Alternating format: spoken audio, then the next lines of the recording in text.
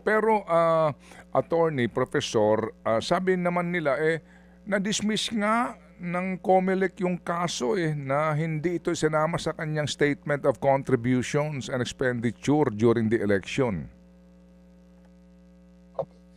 Yung dismissal po ng COMELEC, so balikan po natin, Mm. Manong Ted, Mm. yung naging usapin po dito, Mm. 'no. Mm. So kung alalahanin po ng mga taga-subaybay, dati po nakasuhan po si Senator Marcoleta kasi hindi po niya idineklara sa kanyang statement of campaign contributions and expenditures Mm. itong, natanggap na niya na 75 million suma total. Mm. Ang excuse po niya noon sa COMELEC ay hindi pa ho siya kandidato noong tinanggap niya iyon. At Mm. tama po yun. Meron po tayong doktrina, yung tinatawag po natin doon na yung Penera Doctrine, Mm.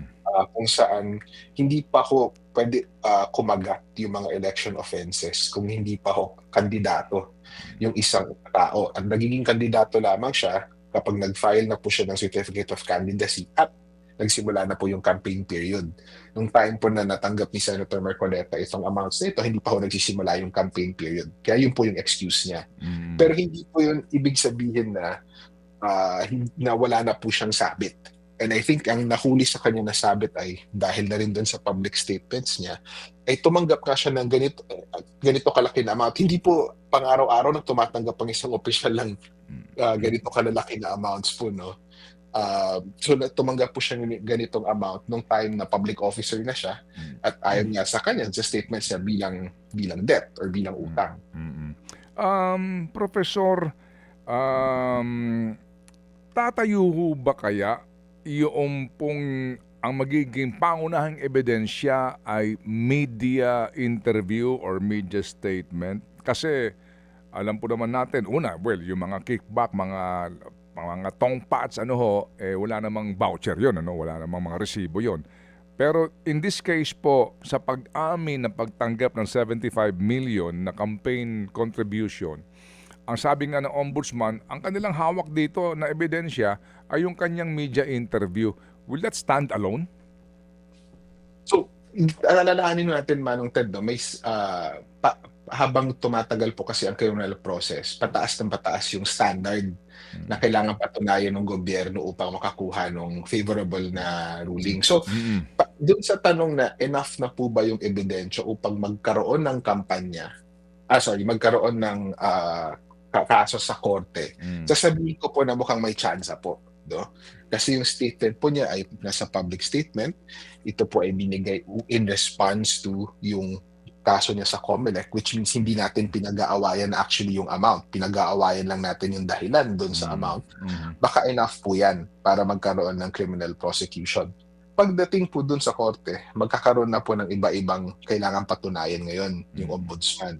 So, yung at the time ng special prosecutor. So, una po, no, meron po ba talaga ng amount? May bank records po yun. May bank secrecy law po tayo, pero pwede po pabuksan ng korte yon na proper na subpoena. At yung purpose po, no, binigay po ba dahil sa public officer, magkakaroon po ng pagkakataon naman si Senator Marcoleta kung tumawid dito sa Sandigan Bayan na ipaliwanag, no, kung ano ba talaga yung amount na iyon. So, garantisado naman po ng proseso natin yung pagkakataon ni Senator Marcoleta on various stages na ipakita yung kanyang depensa. At saka dito po kasi, dahil plunder po ito, yung quantum of evidence dito, talaga, di ba?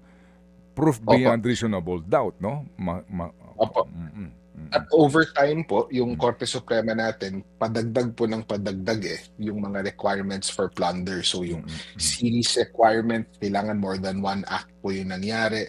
May mga ganun po siya na na-develop na requirements over time. So hindi po madali makasecure sa plunder, kaya nga po madaming nakakatakas.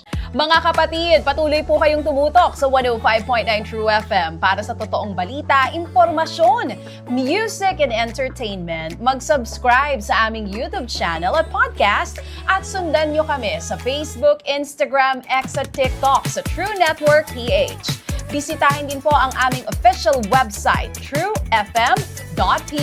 At panoorin din kami sa True TV Signal, Channel 19. Kami po ang 105.9 True FM. Laging true sa'yo, kapatid.